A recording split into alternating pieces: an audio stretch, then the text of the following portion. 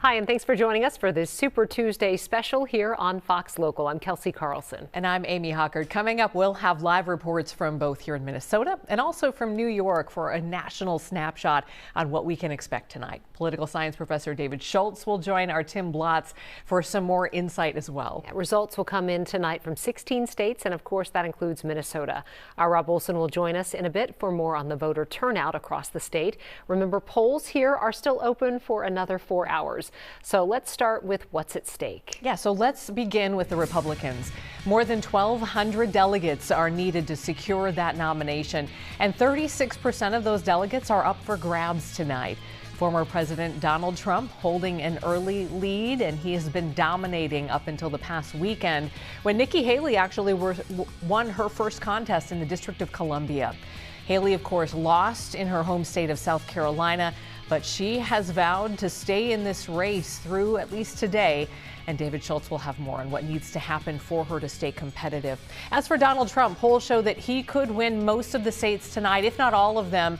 Even if he does, though, he couldn't clinch tonight mathematically, but he would come awfully close. President Joe Biden has 206 delegates after winning all but 2 delegates in South Carolina, Nevada, and Michigan. Of course, Congressman Dean Phillips is challenging Biden but has not won any delegates so far.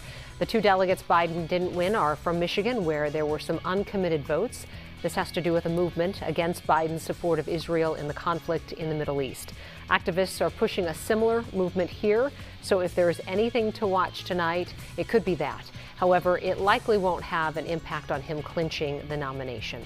Polls here in Minnesota are open until 8 p.m., and there is still time. Yeah, and voter turnout really will be one of the storylines tonight, or perhaps the lack of voters heading to the polls. We have our Rob Olson live in Bloomington this afternoon. So, Rob, you've been at a few polling places, and as we all know, one thing working against turnout today is the perception that these races have already been decided. Yeah, that's a big thing. You know, here in Bloomington, been a couple of polling places here. This one, St. Stephen's Church. When we were here earlier around 1 o'clock or so, they'd had, it was under 100 people, I believe, at that point in time. They said when they opened at 7, between 7 and 8, they had 6 voters in that first hour. Went to another one, a larger polling place here in Bloomington, at St. Michael's Lutheran Church. So there's more voters there. We certainly saw more traffic going in and out of there by about 2 or 3 o'clock in the afternoon. So an hour and a half ago. They were up to 170 some by that point. Again, a slow trickle in there. Talked to a few voters here who said that, it's not busy at all. And they do get the sense from others that they're not showing up because this is a done deal of a rematch between President Biden and former President Trump. But the couple that I talked to said that not only do they feel that it's important to express your right to vote. This is a very important right to have and to go do, even if you think it's a done deal. But they also had other reasons for doing so, too.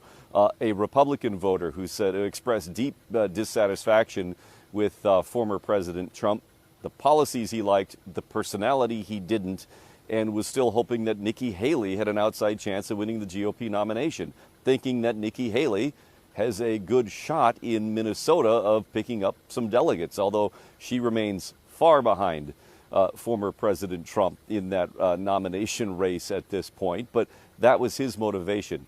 He's also very dissatisfied with President Biden, but is convinced that President Biden won't be on the ballot come November, that Democratic leadership at some point in some fashion will replace him with somebody. Dean Phillips was another question here. This is part of Dean Phillips' district. Also very much a long shot in this, if not an afterthought for a lot of voters, but also still kind of in the back of mind of some voters as well. There's also another phenomenon that you may see by the end of the night here in Minnesota, and that is the uncommitted voters.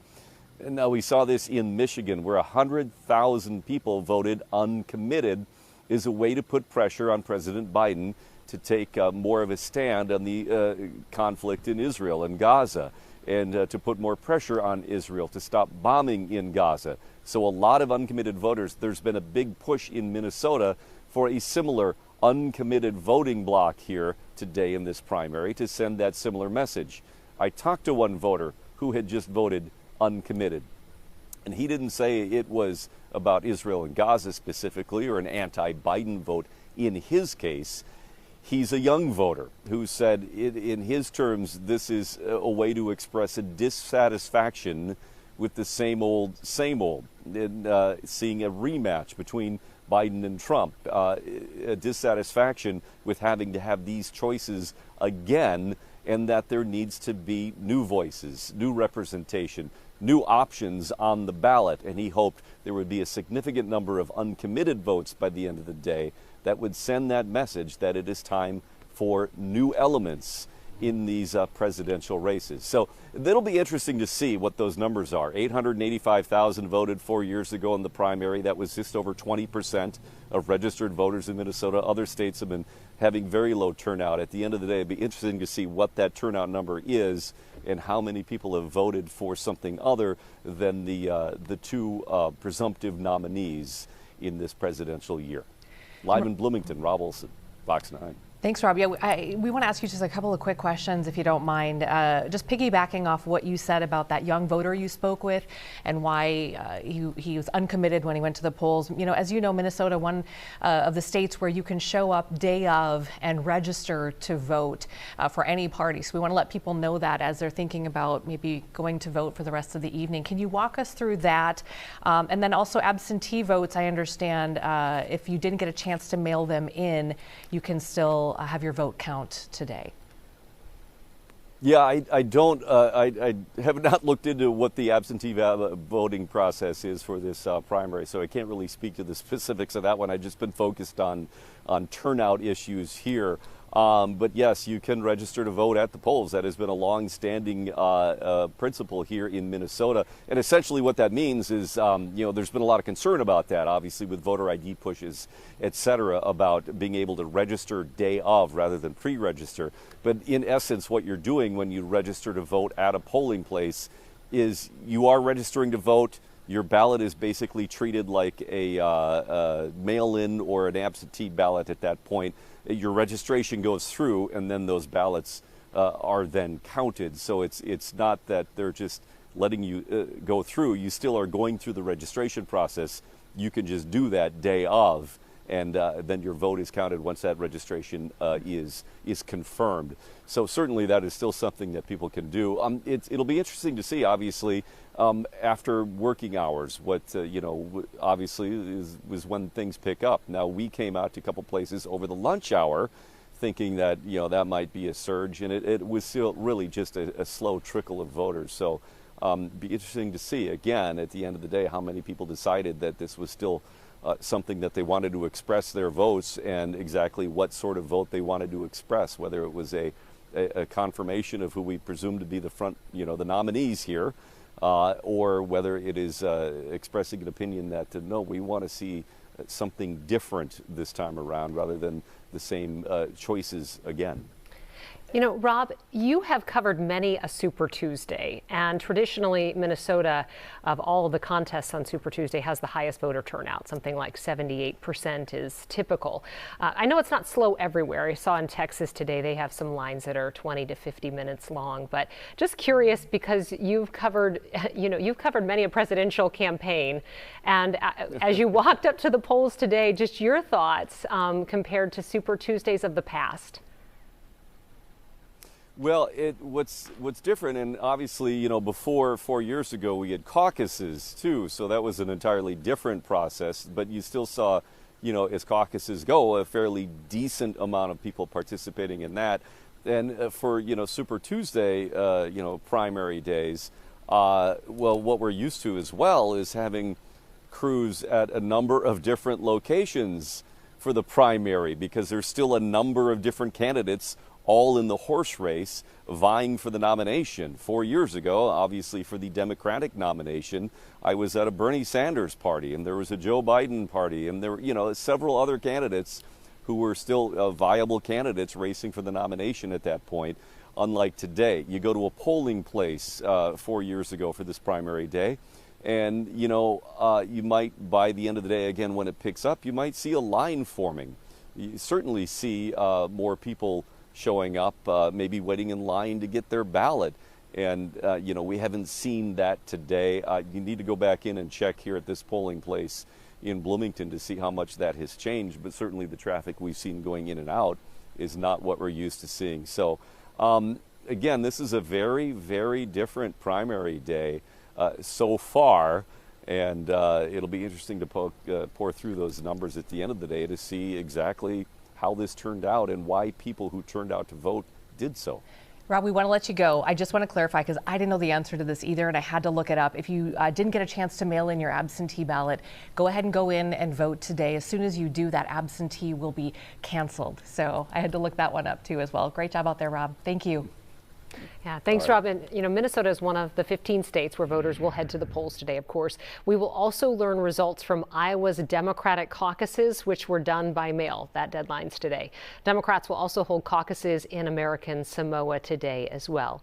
And for more on what to expect tonight and across the country, Fox's Connor Hansen has more from New York.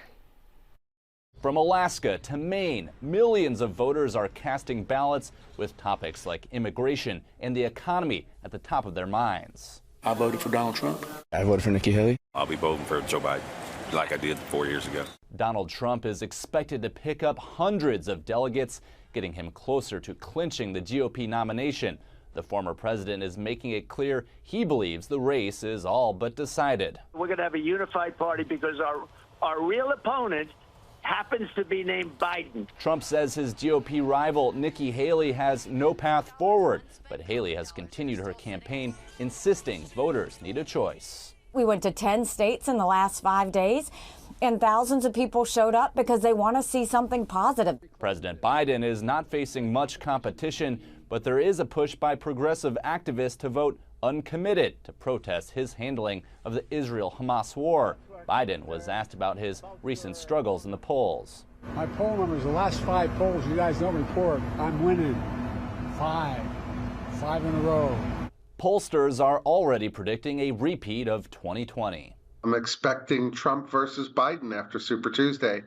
Things are not looking good for Nikki Haley. And that was Connor Hansen reporting from New York tonight.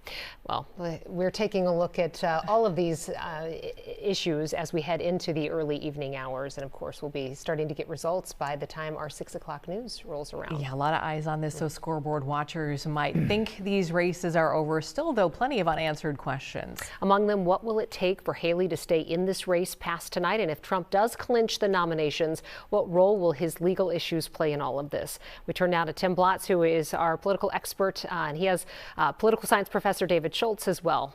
Well, this is the only race on the Minnesota ballot today, the presidential primary, but this is still really a big day. State lawmakers, along with the DFL and Minnesota Republican parties, purposely moved the primary to Super Tuesday so Minnesota voters could have more of an influence in deciding the eventual major party nominees.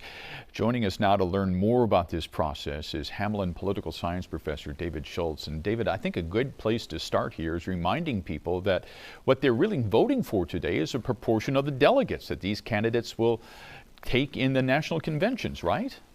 You're absolutely correct, because at the end of the day, it's going to be the national conventions later this year that are going to select eventually for both the Democratic and Republican parties who their party nominees are. And what voters are doing in Minnesota and across the country today, they are casting ballots to help select those delegates who will eventually go to the national convention, who on the first ballot are committed to voting for the way that the people said they should vote, let's say in the state of Minnesota. So it's important. So if you want to have a say, you have to show up. Because if you don't show up, you don't have a say. Yeah, let's go back to 4 years ago now in the presidential primary here in Minnesota on the Republican ballot. So let's look at the Republican ballot. Donald Trump won 97% of the votes 4 years ago. This year he's got a little competition in Nikki Haley. She campaigned here in Minnesota last week, took the D.C. Primary this past weekend. Does she come in with a little momentum here, David? She has a little bit, but still at this point, she's got very few delegates. You know, Minnesota may be a state that she has a possibility in terms of doing well in, but you pointed out Trump 97%, 4 years ago, but of course he was the incumbent president.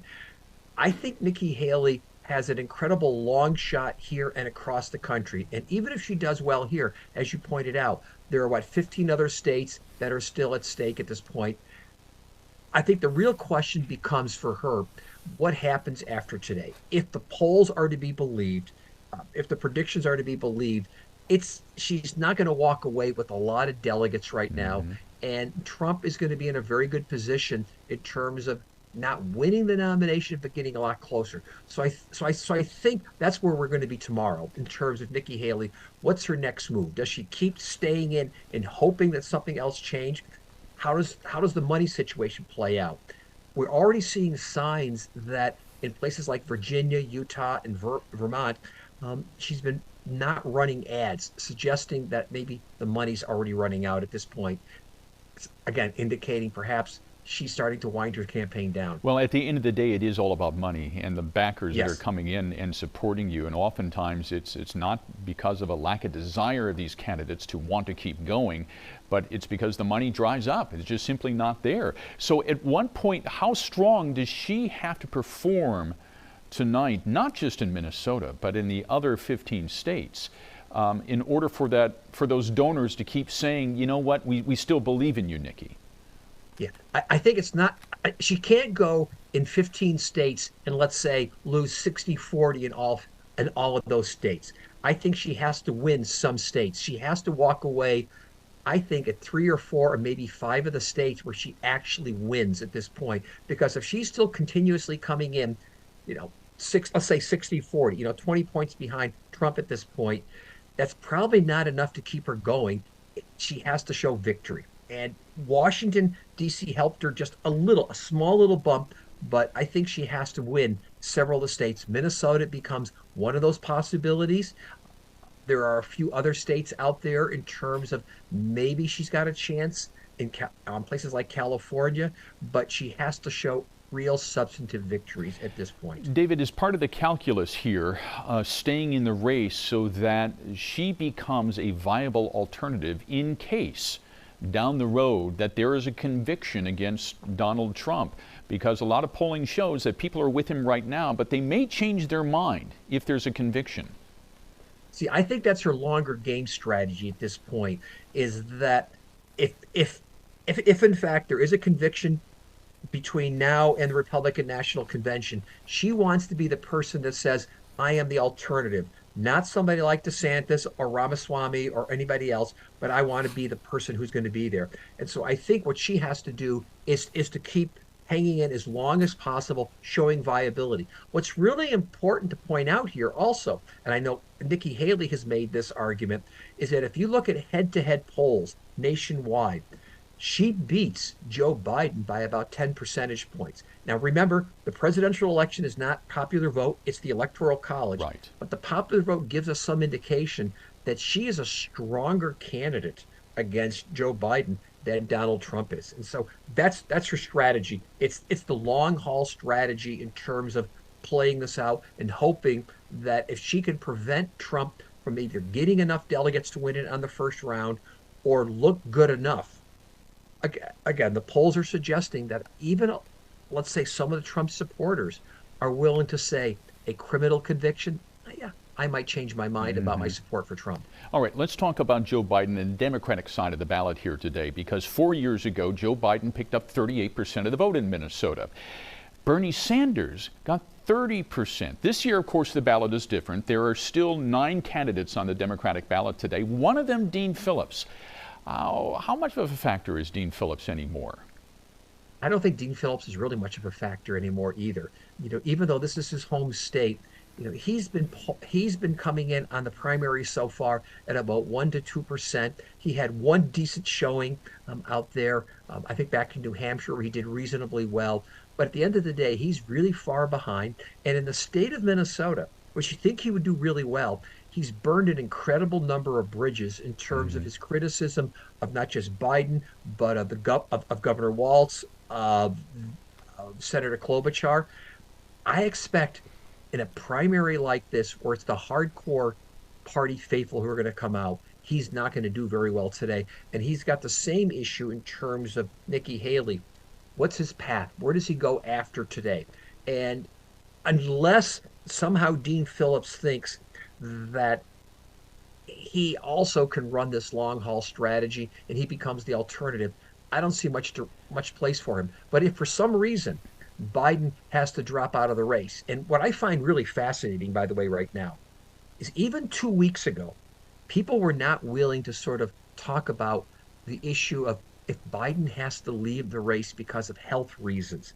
But increasingly, I'm starting to see people talk about this and saying, if there is a health emergency, who becomes the alternative? I don't think Dean Phillips is that alternative.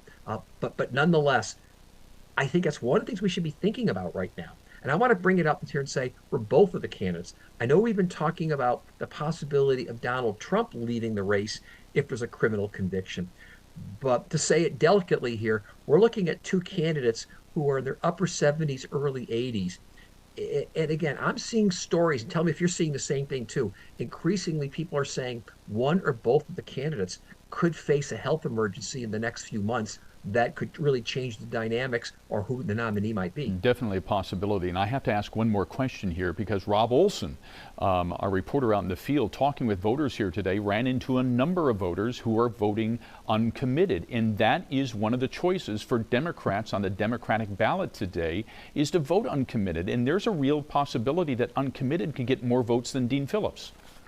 Yes, it's happened. That happened before, and it could happen again here, is that there is a dissatisfaction within both parties in terms of Trump versus Biden. We know that about 60% or so of the American public is saying at this point they don't want to see this rematch. The most recent New York Times, that is Trump versus Biden, the most recent New York Times Siena poll is now also indicating that a majority of Democrats believe that Joe Biden is too old to run for president again. What we're getting at here, among a lot of constituencies, among progressives in the Democratic Party, there's an increased uneasiness about Biden. And the question becomes, is a vote for non-committed basically a message to tell Biden maybe to step aside? We don't know, but certainly there is that push out there in some circles. And does that become a louder and louder, I don't know, voice, if I can use that as a reference here? Possibly. And I think as we progress further and further into the next few weeks, and it's important to point out here is that it's only just a matter of a few weeks, if nothing changes, that both Trump and Biden have enough delegates to get the nomination. Does the voice for non-committed or uncommitted get strong enough to slow that path down? We just don't know at this point. Especially heading into the convention. All right. Exactly. Hamline University professor David Schultz, thank you. I always love these conversations, David. Thank you so much. I appreciate your time. No problem. And I'll see everybody tonight, too. All right. It sounds good. Amy, Kelsey, back to you. All right. Thanks, Tim. Yeah, we'll have David here on the set tonight at 8 o'clock. That is going to do it for us on Fox Local, but our coverage is just getting started. We'll be back for our 5 and 6 o'clock news on Fox Local and Fox 9.